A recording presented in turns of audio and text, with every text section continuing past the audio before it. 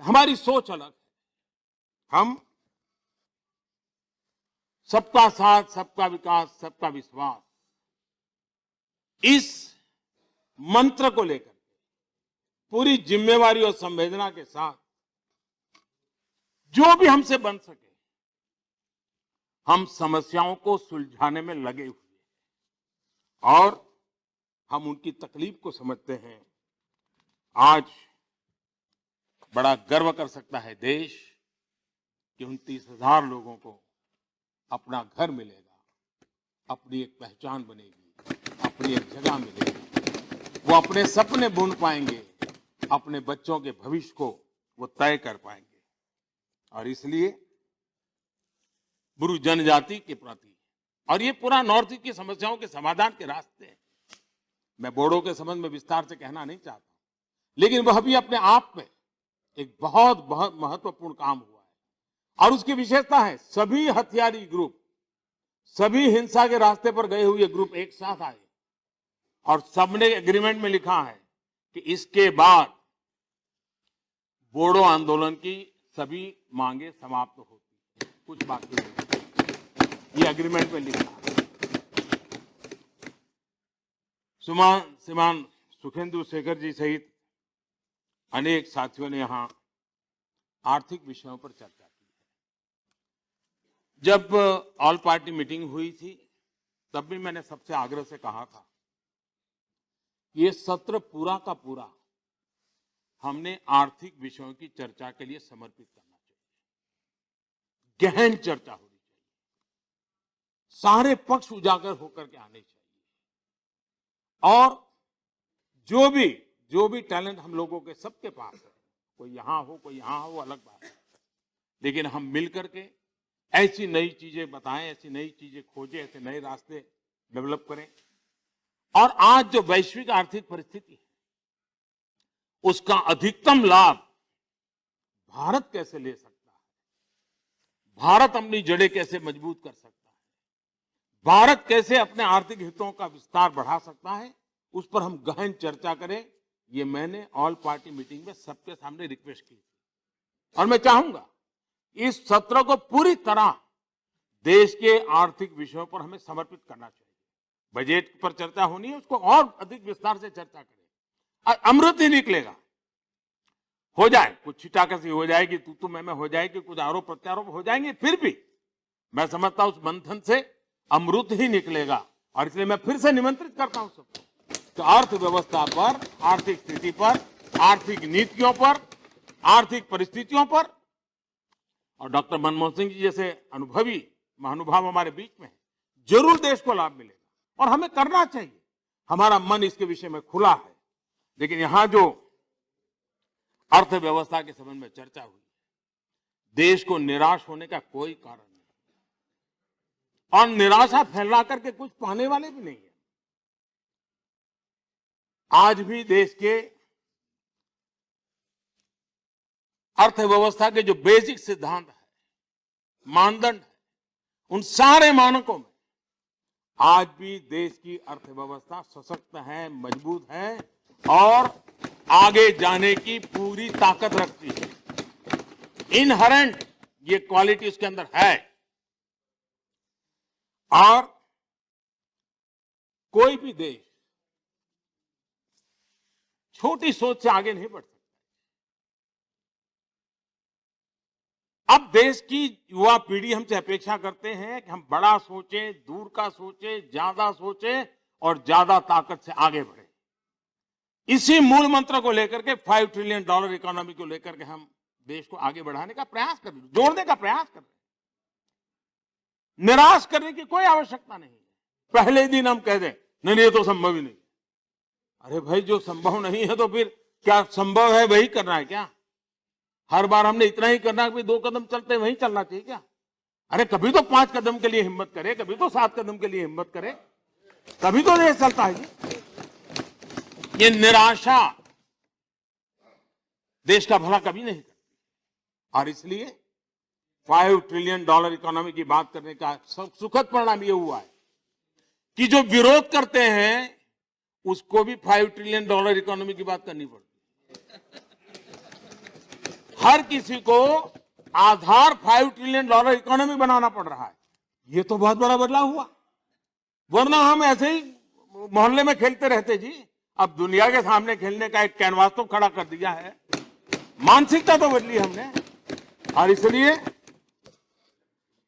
और इस ड्रीम को पूरा करने के लिए गांव और शहर में इंफ्रास्ट्रक्चर हो, एमएसएमई क्षेत्र हो, टेक्सटाइल का क्षेत्र हो, जहां रोजगार की संभावना है, हमने टेक्नोलॉजी को बढ़ावा मिले, स्टार्टअप्स को बढ़ावा मिले। टूरिज्म एक बहुत बड़ा अवसर है। हमें जितना पिछले 70 साल में टूरिज्म को, भारत को जिस प्रकार से हमने ब्रांडिंग करना चाहिए था, किसी न किसी कारण से हम वो मिस कर गए। आज भी अवसर है और भारत को भारत की नजर से ही टूरिज्म डेवलप करना चाहिए। पश्चिमी नजर से भारत के टूरिज्म को हम डेवलप नहीं कर सकते। दुनिया भारत को देखने आनी चाहिए, वरना उसको हंसी खुली की दुनिया देखनी है तो दुनिया में बहुत जगह पे है, वहां चले जाते। मेक इन इंडिया पर हमने बल दिया है और उसके सुफल नजर आ रहे हैं। विदेशी निवेश की आंकड़े आप देखते होंगे। टैक्स स्ट्रक्चर को लेकर के सारी प्रोसेस को सरल करने के लिए हमने लगातार प्रयास किया है।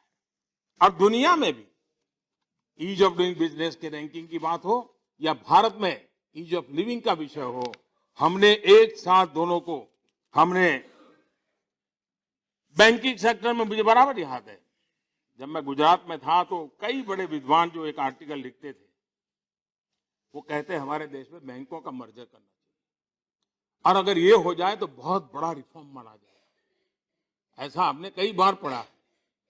ये सरकार है जिसने कई बैंकों का मर्जर कर दिया, आसानी से कर दिया, और आज ताकतवर बैंकों का स्ट्रक्चर तैयार हो रहा है, हो गया, जो आने वाले देश में देश की फाइनेंशियल ग्रिड को मजबूती देगा, गति देगा। आज मैन्युफैक्चरिंग के सेक्टर में एक नया दृष्टिकोण भी देखना होगा कि जो बैंकों में पैसे फंसे, क्या कारण था। मैंने पिछली सरकार के समय पर विस्तार से कहा है और मैं बार बार किसी को भी नीचा दिखाने के लिए प्रयास नहीं करता। देश के सामने जो सत्य रखना चाहिए रख करके मैं आगे बढ़ने में ही अपना समय लगाता हूं। ऐसी चीजों में अपना समय व्यर्थ में गवाता नहीं हूं, वरना कहने के लिए बहुत कुछ है। एक विषय ऐसी चर्चा आई कि जीएसटी में बार बार बदलाव आया। इसको अच्छा माने या बुरा माने, मैं हैरान हूं। भारत के फेडरल स्ट्रक्चर का एक बहुत बड़ी अचीवमेंट है जीएसटी की रचना। अब राज्यों का भावनाओं को उसमें प्रगटीकरण होता है। कांग्रेस शासित राज्यों की तरफ से भी वहां विषय आते हैं। क्या हम ये कह करके बंद कर दें? नहीं, हमने जो किया वो फाइनल, सारी बुद्धि भगवान ने हमको ही दी है, अब कोई कुछ सुधार नहीं होगा, जो है चलो ऐसा करेंगे क्या? ऐसा हमारा विचार नहीं। हमारा मत है कि समयानुकूल परिवर्तन जहां आवश्यक है करना चाहिए। इतना बड़ा देश है, इतने बड़े विषय हैं।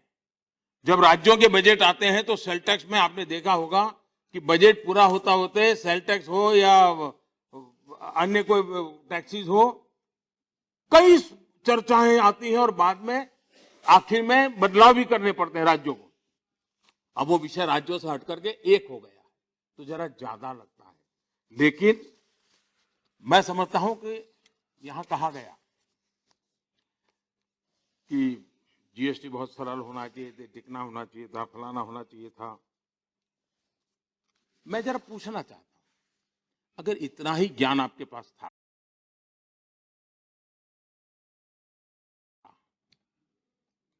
इतना ही सरल बनाने का क्लियर विजन था, तो इसको लटकाए क्यों रखा था भाई? हाँ, ये भ्रम मत फैलाइए।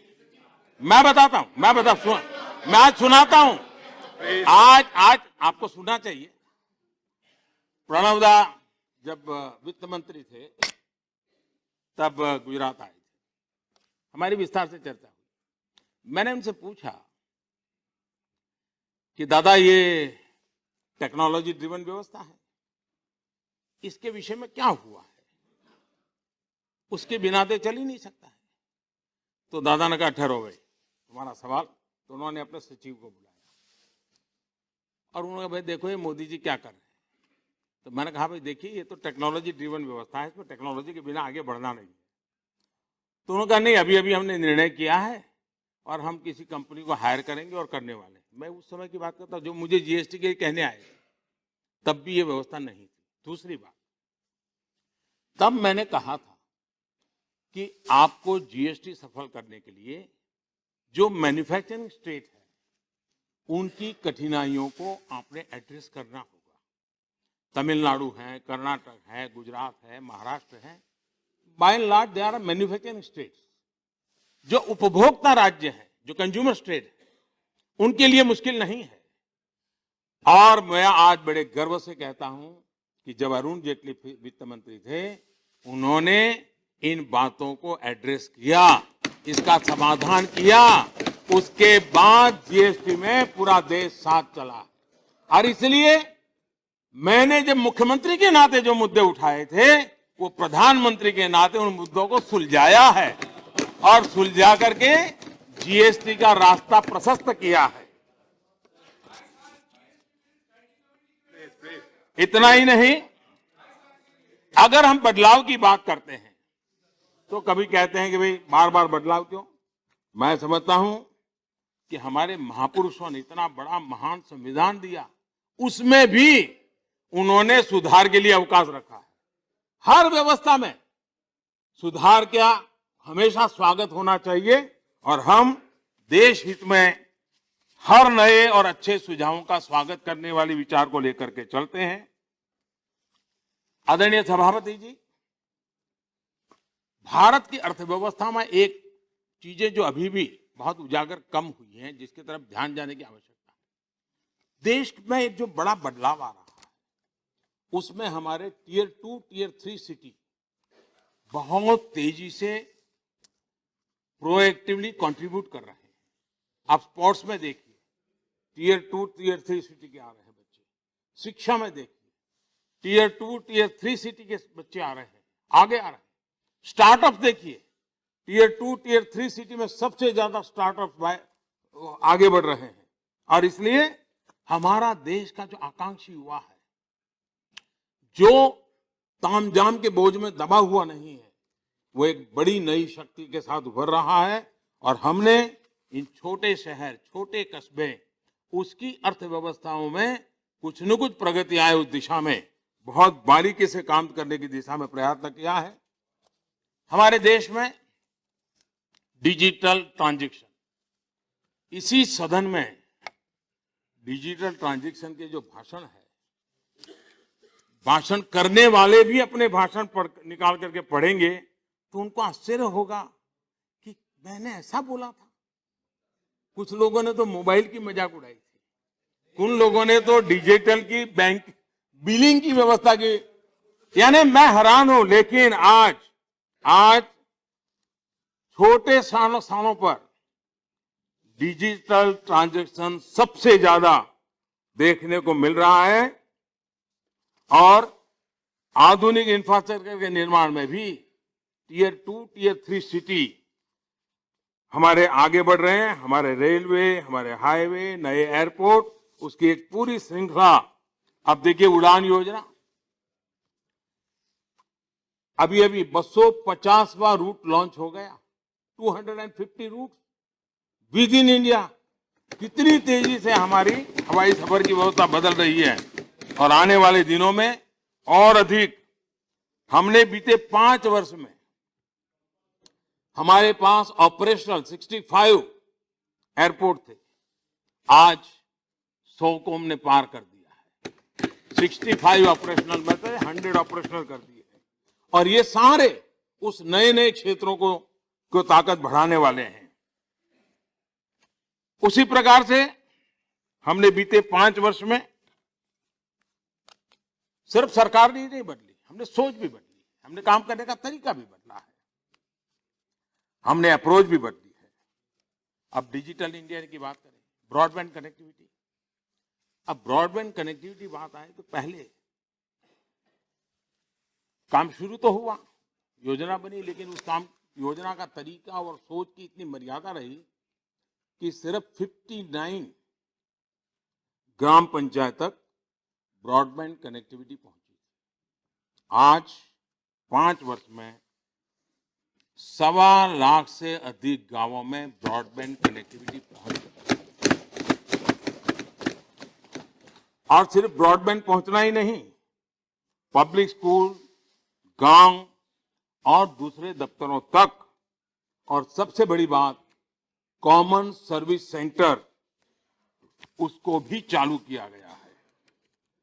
2014 में जब हम आए तब हमारे देश में 80,000 कॉमन सर्विस सेंटर थे।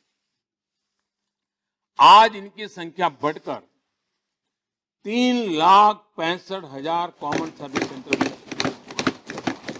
और गांव का नौजवान इसे चला रहा है और गांव की आवश्यकताओं की पूर्ति के लिए वो पूरी तरह टेक्नोलॉजी की सेवाएं दे रहा है। 12 लाख से अधिक ग्रामीण युवा अपने ही गांव में रह रहे हैं, शाम को माँ बाप की भी मदद करते हैं, खेत का भी कभी काम कर लेते हैं। 12 लाख युवा, ग्रामीण युवा इस रोजगार के अंदर नए जुड़ गए हैं। इस देश को गर्व होगा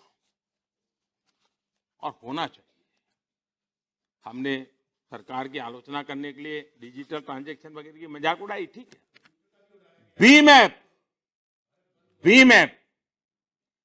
भीम ऐप इन दिनों विश्व का फाइनेंशियल डिजिटल ट्रांजैक्शन के लिए बहुत ही पावरफुल प्लेटफॉर्म और सिक्योर प्लेटफॉर्म के रूप में उसकी सिक्योरिटी बढ़ती चली जा रही है, और दुनिया के अनेक देश इस विषय में जानकारी पाने के लिए सीधा संपर्क कर रहे हैं।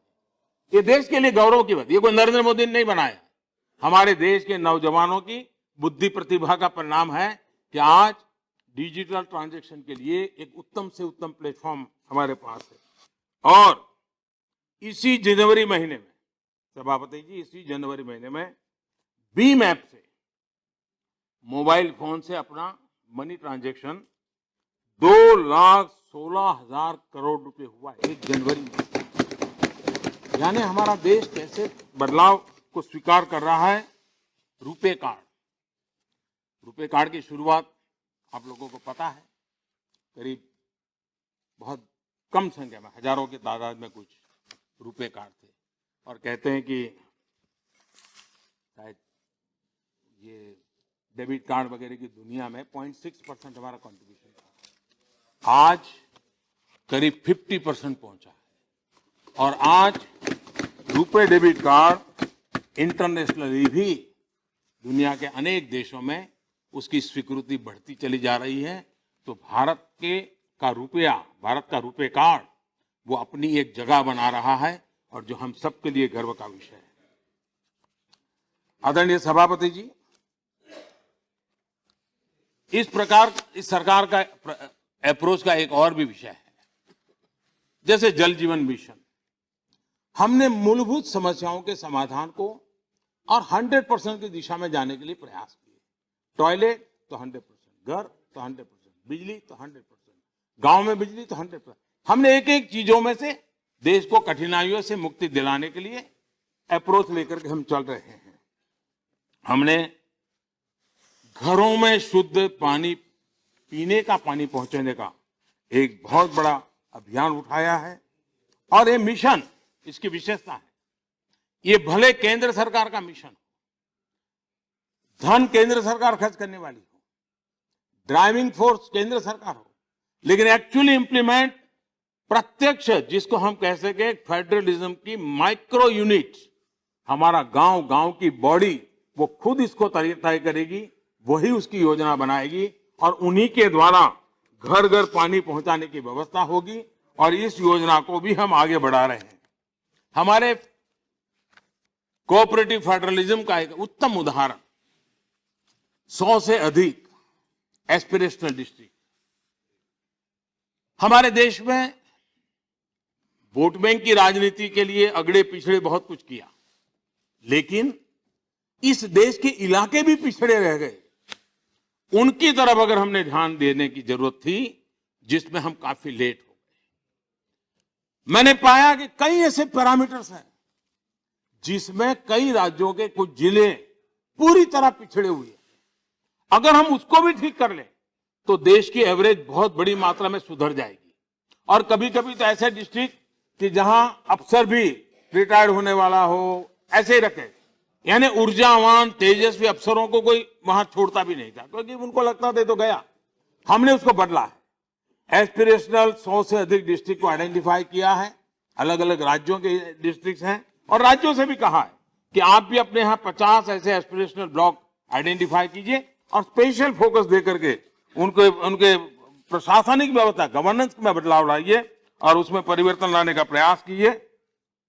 आज अनुभव आया है कि डिस्ट्रिक्ट लेवल भी, ये एस्पिरेशनल डिस्ट्रिक्ट एक कोऑपरेटिव फेडरलिज्म का इंप्लीमेंटिंग एजेंसी के रूप में एक बहुत ही सुखद अनुभव के साथ आगे बढ़ रहा है। और एक प्रकार से डिस्ट्रिक्ट के अफसरों के बीच में कंपटीशन चलती है ऑनलाइन। हर कोई प्रयास करता है कि वो डिस्ट्रिक्ट टीकाकरण में आगे निकल गया, मैं इस हफ्ते काम करूंगा, मैं टीकाकरण में आगे निकलूंगा। यानी एक प्रकार से लोगों की सुविधा बढ़ाने के लिए एक अच्छा काम वहां हो रहा है। हमने आयुष्मान भारत में भी, क्योंकि ये डिस्ट्रिक्ट ऐसा है जहां हेल्थ की सेवाएं भी उसी प्रकार की है, इस बार हमने प्रायोरिटी दी है कि वहां हेल्थ सेक्टर को प्रायोरिटी दी जाए ताकि वो से हमारे आगे बढ़ सके।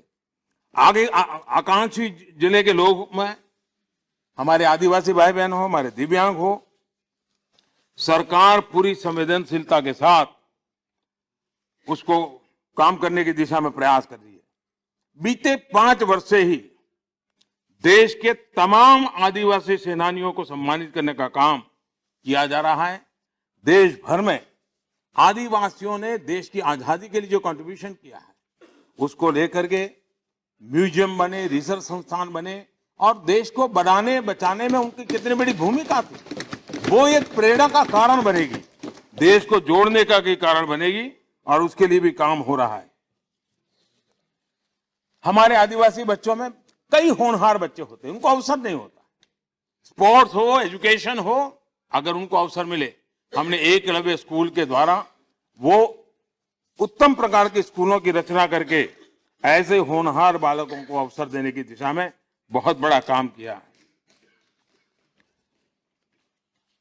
आदिवासी बच्चों को के साथ साथ करीब 30,000 सेल्फ हेल्प ग्रुप इन्हीं क्षेत्रों में, और वनधन जो जंगलों की पैदावार है, उनके लिए भी एमएसपी, उसको बल देकर के उनको भी हमने आगे बढ़ाने की दिशा में काम किया है। महिला सशक्तिकरण के क्षेत्र में भी राष्ट्रपति जी के अभिभाषण में इन चीजों का बहुत शॉर्ट में उल्लेख है, लेकिन हमने देश के इतिहास में पहली बार सैनिक स्कूलों में बेटियों के लिए दाखिले की स्वीकृति दे दी। मिलिट्री पुलिस में महिलाओं की नियुक्ति का काम भी जारी है।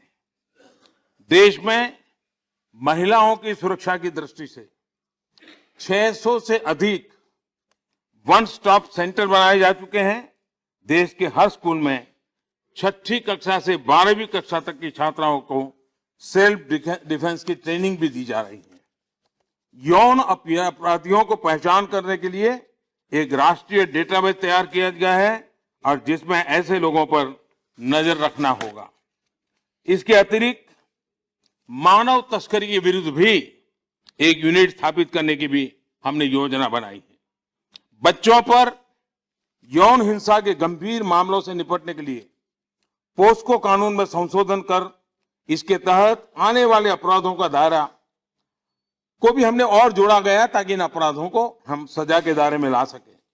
ऐसे मामलों में न्याय तेजी से मिले, इसलिए देश भर में 1000 से ज्यादा फास्ट ट्रैक कोर्ट बनाए जाएंगे।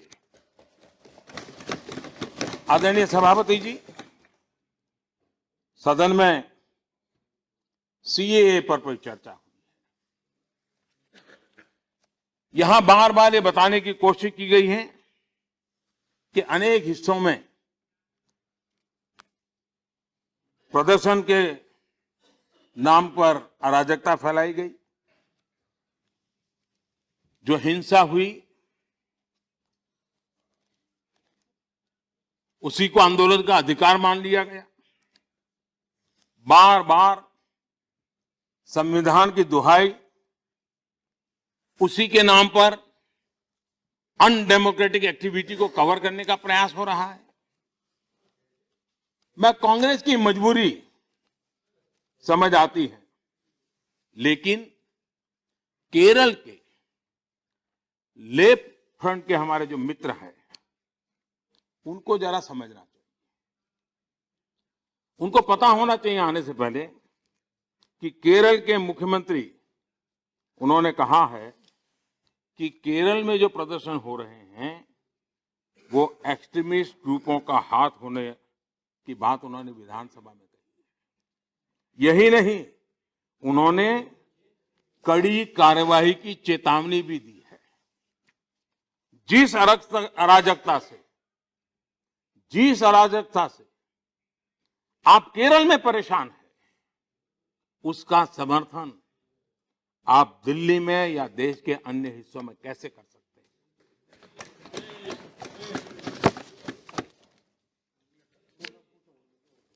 सिटीजनशिप अमेंडमेंट एक्ट को लेकर जो कुछ भी कहा जा रहा है, वो जो प्रचारित किया जा रहा है, उसको लेकर प्राइम मिनिस्टर सभी साथियों को खुद से सवाल पूछना चाहिए।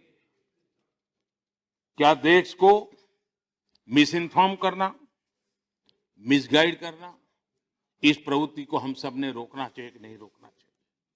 क्या ये हम सबका कर्तव्य है कि नहीं? क्या हमें ऐसे कैंपेन का हिस्सा बन जाना चाहिए? और मान लीजिए किसी का राजनीतिक भला होने वाला नहीं है, मान के चलिए, और इसलिए ये रास्ता सही नहीं है। मिल बैठ करके जरा सोचें कि हम सही रास्ते में जा रहे हैं क्या? और ये कैसा दोहरा चरित्र है? आप 24 घंटे अल्पसंख्यकों की दुहाई देते हैं। बहुत शानदार शब्दों का उपयोग करके कह रहे हैं, आनंद जी को अभी मैं सुन रहा था। लेकिन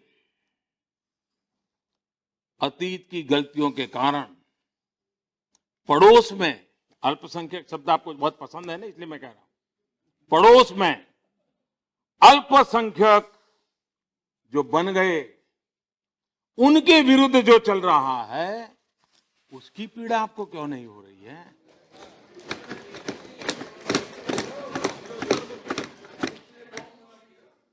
देश की अपेक्षा है कि इस संवेदनशील मुद्दे पर लोगों को डराने के बजाय सही जानकारी दी जाए। यह हम सबका दायित्व है। हैरानी की बात यह है, विपक्ष के अनेक साथी इन दिनों बहुत उत्साहित हो गए हैं। जो कभी साइलेंट थे, आजकल वायलेंट है। सभापति जी का असर है।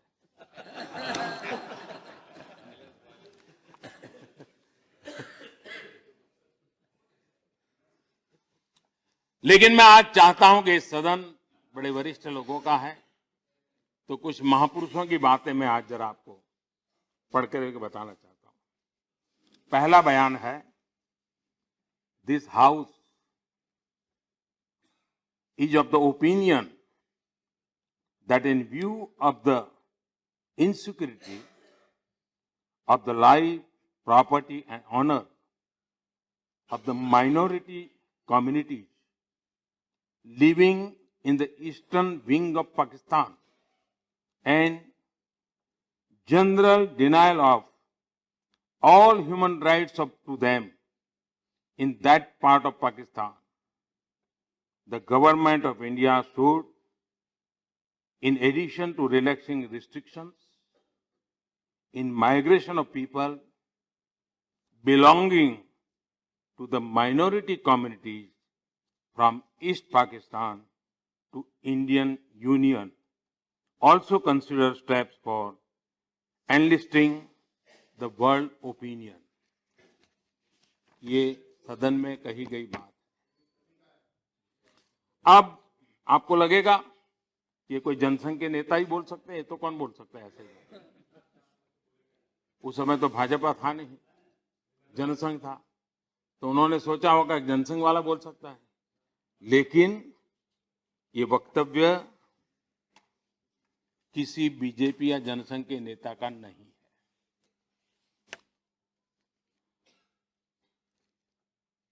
उसी महापुरुष का एक दूसरा वाक्य मैं बताना चाहता हूं। उन्होंने कहा है, जहां तक ईस्ट पाकिस्तान का ताल्लुक है, उसका यह फैसला मालूम होता है कि वहां से नॉन मुस्लिम जितने हैं सब निकाल दिए जाएं। वह एक इस्लामिक स्टेट है।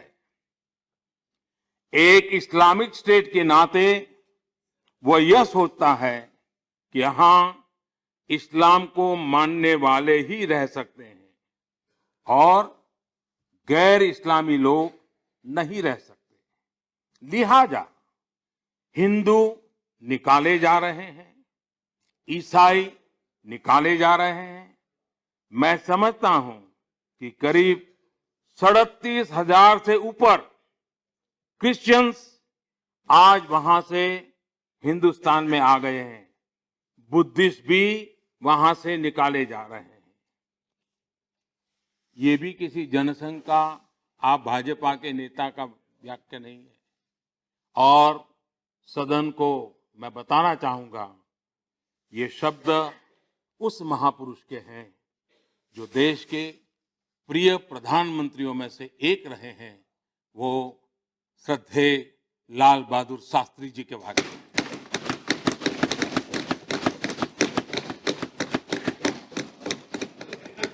अब आप उनको भी कम्युनल कह देंगे, आप उनको भी हिंदू और मुस्लिम के डिवाइडर कह देंगे।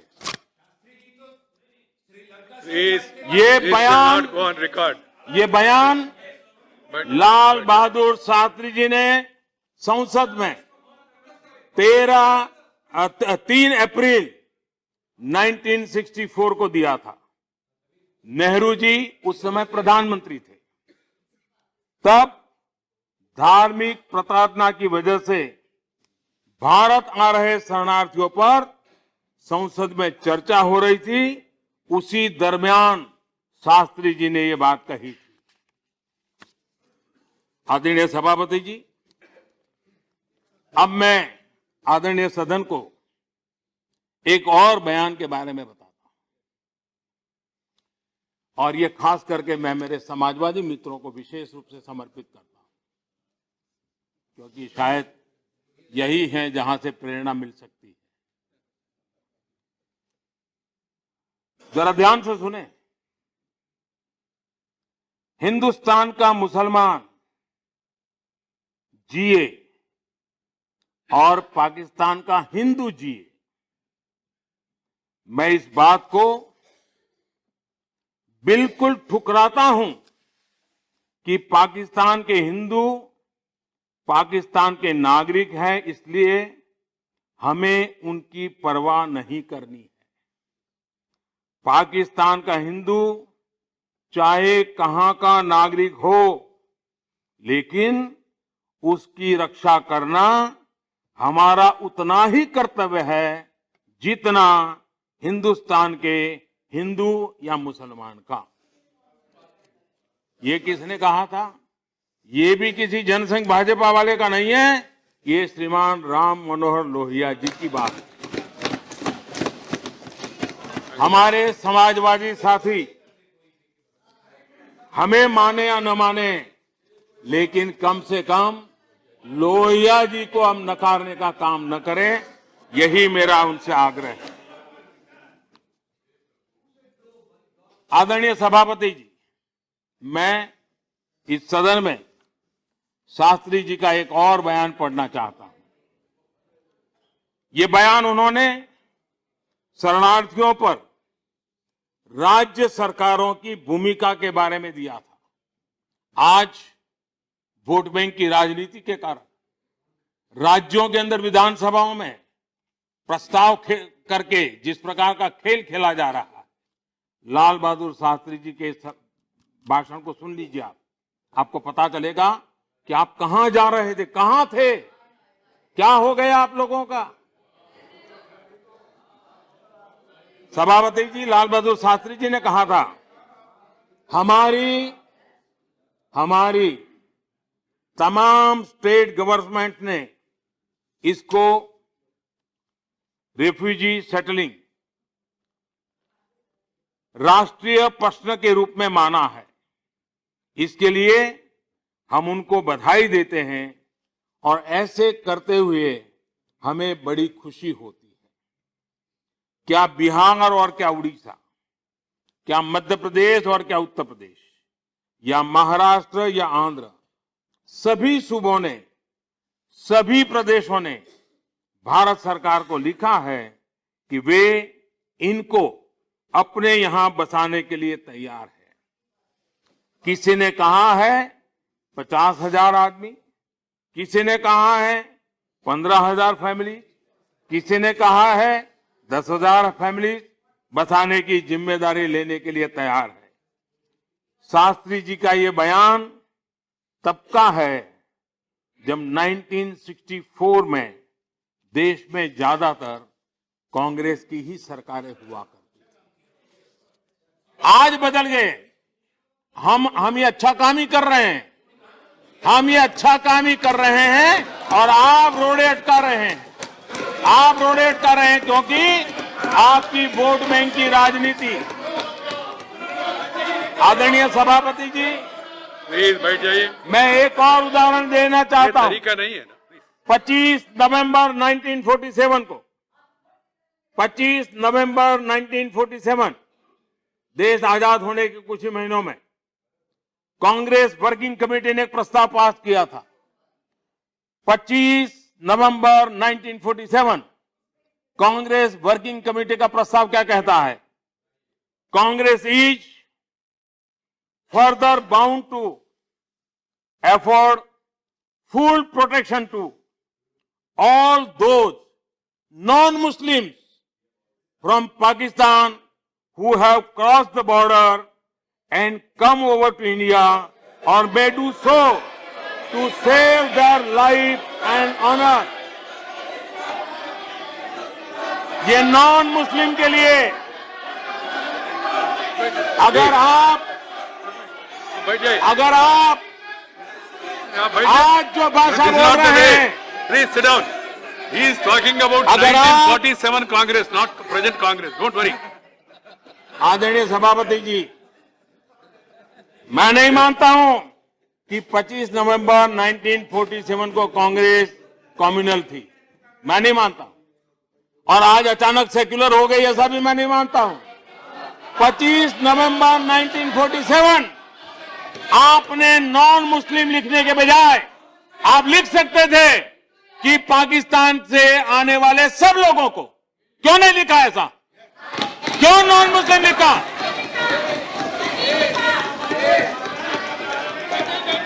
बंटवारे के बाद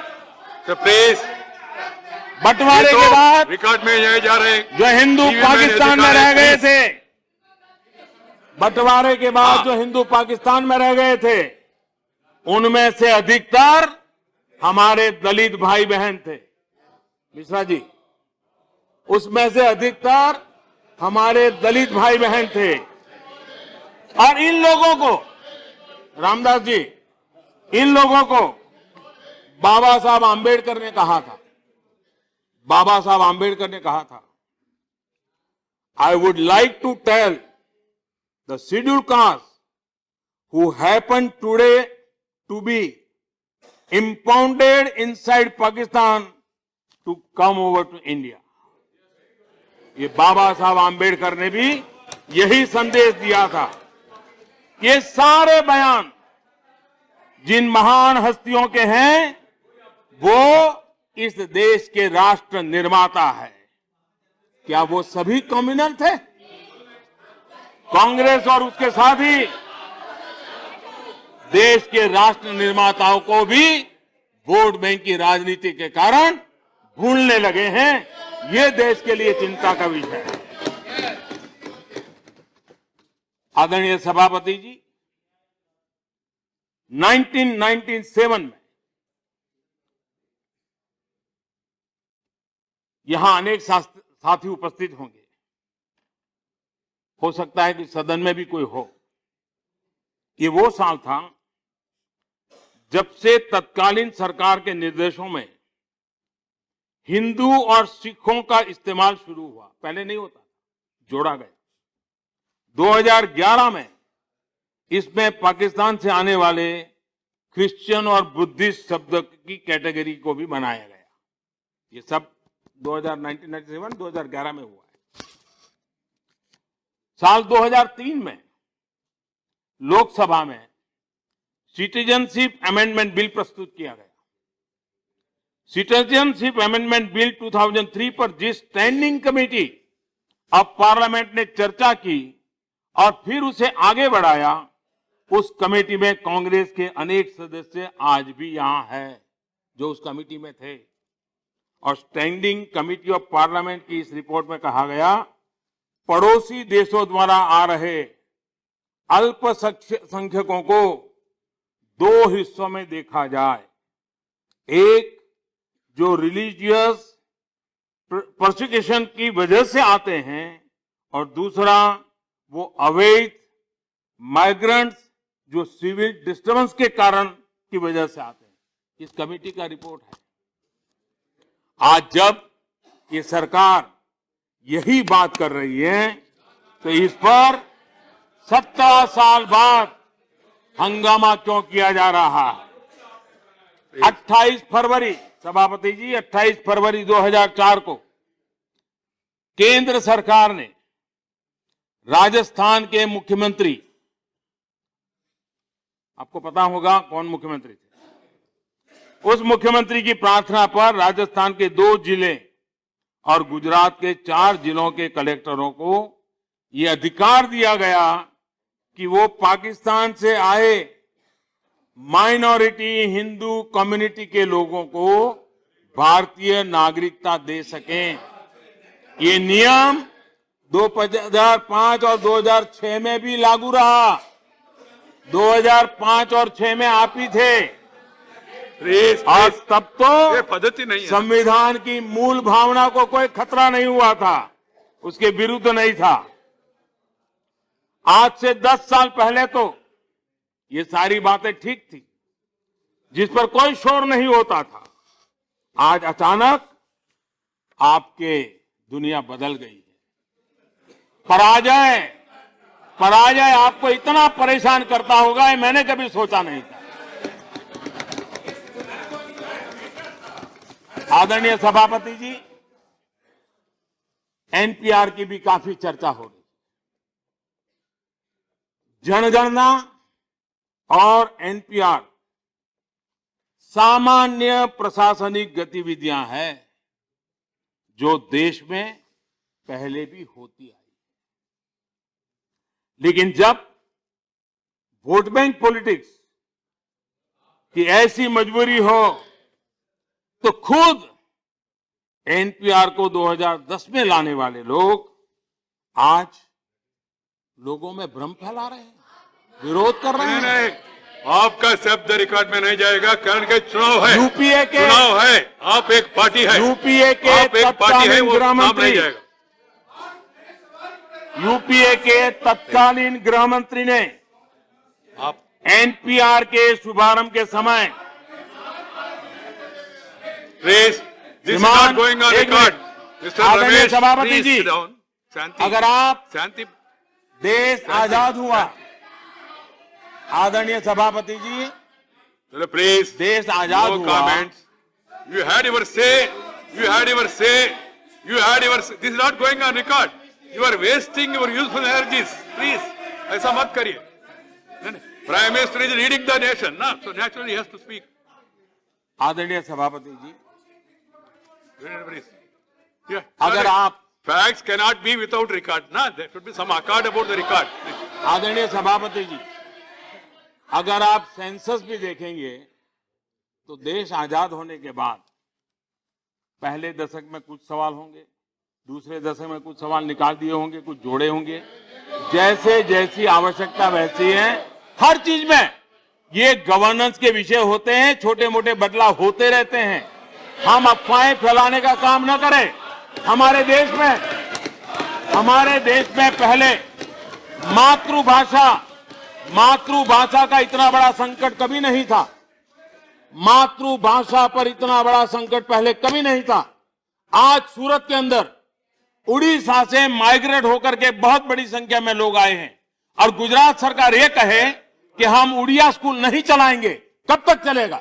मैं मानता हूं कि सरकार पर जानकारी होनी चाहिए कि कौन सी मातृभाषा बोलता है, उसके पिताजी कौन सी भाषा बोलते थे, तब जाकर के सूरत में उड़िया स्कूलों को चालू किया जा सकता है। पहले माइग्रेशन नहीं होता था। आज जब माइग्रेशन होता है तभी आवश्यक होता है किन जिलों में से। बैठ जाइए प्लीज, बैठ जाइए। आप चिंता मत करो, रिकॉर्ड में नहीं जा रहे, टीवी में नहीं आ रहे, आप क्यों चिंता करते हैं?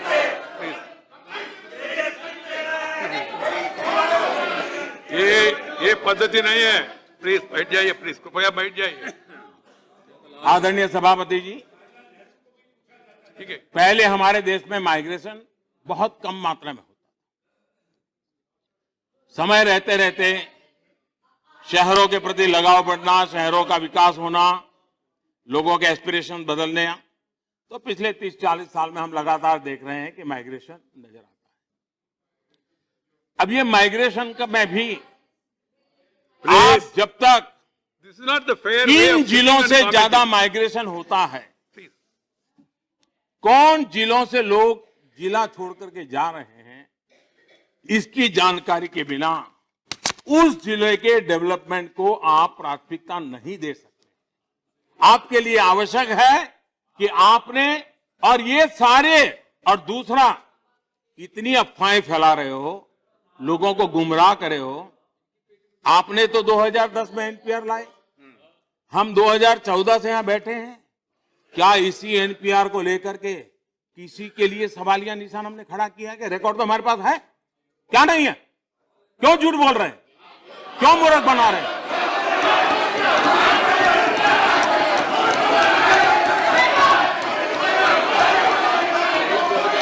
हमारे पास है आपके एनपीआर, आपका एनपीआर का रिकॉर्ड हमारे पास है, आपके समय का एनपीआर का रिकॉर्ड है। इस देश के किसी भी नागरिक को उस एनपीआर के आधार पर प्रताड़ित नहीं किया गया। इतना ही नहीं, आदरणीय सभापति जी, यूपीए के तत्कालीन गृह मंत्री एनपीआर के शुभारंभ के समय हर सामान्य निवासी यूजुअल रेसिडेंट के एनपीआर के एनरोलमेंट की आवश्यकता पर विशेष बल देते हुए कहा था, हर किसी को इस प्रयास का हिस्सा बनना चाहिए। 20 लोग खड़े होकर बोलना। उन्होंने बाकायदा मीडिया से भी अपील की थी कि मीडिया एनपीआर का प्रचार करे, लोगों को शिक्षित करे, लोग एनपीआर से जुड़े। वो उस समय के गृह मंत्री ने सार्वजनिक अपील की थी। यूपीए के ऑर्डर, देन में पॉइंट 2010 में एनपीआर लागू करवाया, 2011 में एनपीआर के लिए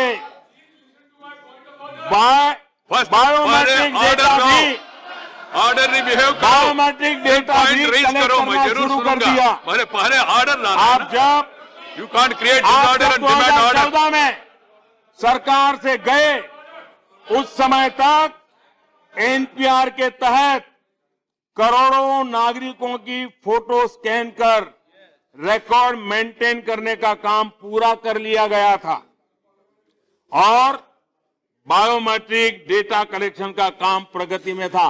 ये आपके कार्यकाल की मैं बात बता रहा हूं।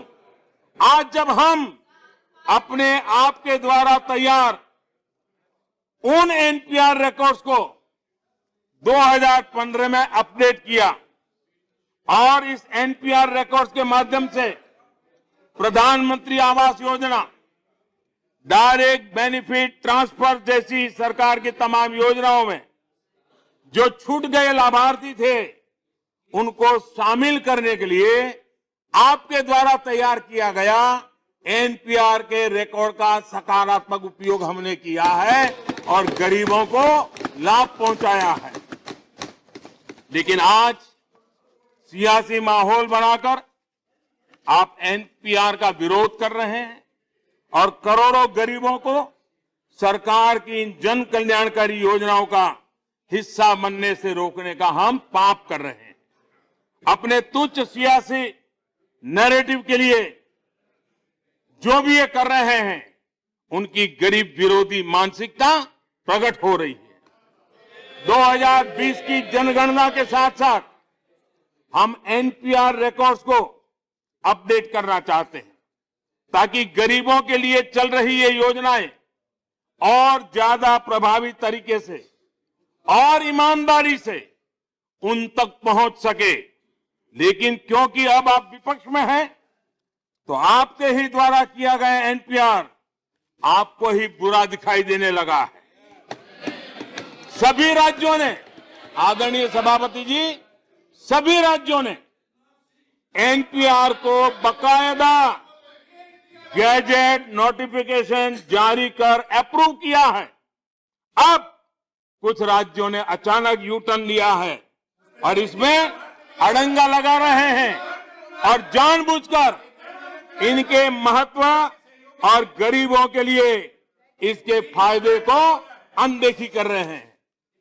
जिन कामों को आपने 70 सालों में नहीं किया उन्हें विपक्ष में बैठकर इस प्रकार की बातें करके हमें शोभा नहीं देता है। लेकिन जिस काम को बकायदा आप लाए, आगे बढ़ाया, मीडिया में प्रचार करवाया, अब आज उसे ही अछूत बनाकर उसका विरोध करने में जुट गए हैं। इस बात का सबूत है कि आपके नैरेटिव्स केवल और केवल वोट बैंक की राजनीति के हिसाब से तय होते हैं। अगर तुष्टीकरण का सवाल हो तो विकास और विभाजन में से आप डंके की चोट पर विभाजन का रास्ता पकड़ते हैं। ऐसे अवसरवादी विरोध से किसी की दल को लाभ या हानि तो हो सकते हैं, लेकिन इससे देश को हानि निश्चित रूप से होती है। देश में अविश्वास की स्थिति बनती है। इसलिए मेरा आग्रह रहेगा कि हम सच को, सही स्थिति को ही जनता के बीच ले जाएं। इस दशक में दुनिया की भारत से बहुत अपेक्षाएं हैं और भारतीयों को हमसे बहुत अपेक्षाएं हैं। इन अपेक्षाओं की पूर्ति के लिए हम सभी के प्रयास 130 करोड़ भारतीय वासियों को, उनकी आकांक्षाओं को अनुरूप होने चाहिए। ये तभी संभव है जब राष्ट्रहित के सभी मामलों में ये सदन संगच्छध्वम संबद्धम यानी एक साथ चलो, एक सुर में आगे बढ़ो, इस संकल्प से चलते हैं। डिबेट हो, डिस्कशंस हो और डिसीजंस हो। श्रीमान दिग्विजय सिंह जी ने यहां एक कविता सुनाई तो मुझे भी एक कविता याद आ गई। I have no house, only open space, filled with truth, kindness, desire and dreams. Desire to see my country develop and great. Dreams to see happiness and peace around. मुझे भारत के महान सपूत पूर्व राष्ट्रपति डॉक्टर एपीजे कलाम की ये पंक्तियां अच्छी लगी और आपको मुझे ये अच्छा लगा और आपको आपकी पसंद की पंक्तियां अच्छी लगी। वो कहावत भी relevant नहीं, आप बैठिए। वो कहावत भी आपने खूब सुनी होगी, जाकी रही भावना जैसी, प्रभु मूरत देखी तीन तैसी। अब तय आपको करना है कि अपनी पसंद बदलें या फिर 21वीं सदी में 20वीं सदी का नॉस्टैल्जिया लेकर के ही जीते रहें। ये नया भारत आगे बढ़ा चला है, एक कर्तव्य पथ पर बढ़ चला है और कर्तव्य में ही सारे अधिकारों का सार है। यही तो महात्मा गांधी जी का संदेश है। आइए हम गांधी जी के बताए कर्तव्य पथ पर आगे बढ़ते हुए एक समृद्ध, समर्थ, संकल्पित नए भारत के निर्माण के लिए जुट जाएं। हम सभी के सामूहिक प्रयासों से ही भारत की हर आकांक्षा, हर संकल्प सिद्ध होगा। एक बार फिर राष्ट्रपति जी का और आप सभी सदस्यों का मैं हृदय से बहुत बहुत आभार व्यक्त करता हूं और मैं इस भावना के साथ देश की एकता और अखंडता को प्राथमिकता देते हुए, भारत के संविधान की उच्च भावनाओं का आदर करते हुए हम सब मिलकर के चलें, देश को आगे बढ़ाने के लिए हम अपना योगदान दें। इसी भावना के साथ मैं फिर एक बार आदरणीय राष्ट्रपति जी का आभार व्यक्त करता हूं और इस चर्चा को समृद्ध करने वाले सभी आदरणीय सदस्यों का भी आभार व्यक्त करता हूं। बहुत बहुत धन्यवाद। Honorable members,